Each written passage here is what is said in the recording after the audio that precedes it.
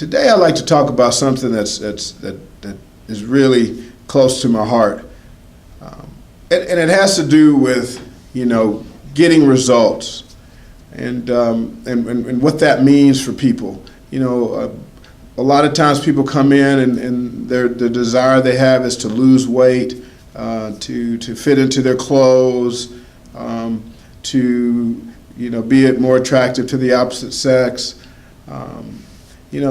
Some of those are some of the goals that people come in for, and and I'd like to help them with those goals, and sometimes it's just really heartbreaking because it's hard for people to do. It's hard for people sometimes to get started with, and then sometimes it's hard for people to they do it and then they stop doing it and they go in the other direction.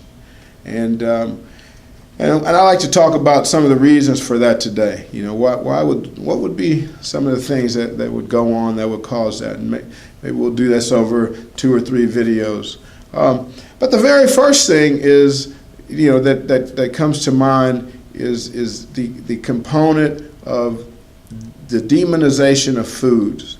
And what it looks like is that, well, I can't eat carbs. Well, I can't eat fats. Well, I can't eat, whatever. I can't eat at this time of day. I can't, all these different rules that people come up with around food, that while you can probably do it for a while, but long term, it's not something that you can do. It's probably even easier in the short term for you because it's like, well, I don't have to even worry about that. I'm just going to eat these.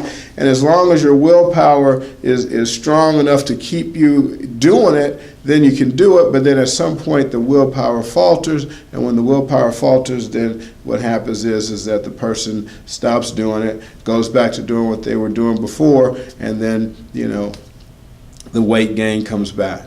And that's very disheartening to see, and there's not much I can do as a trainer to stop that, I mean, I can write out a nutrition program for you. I can, take you through your workouts. I can do all those things, but ultimately, you got to find a way of eating that you can do for a long time that supports the goals that you have.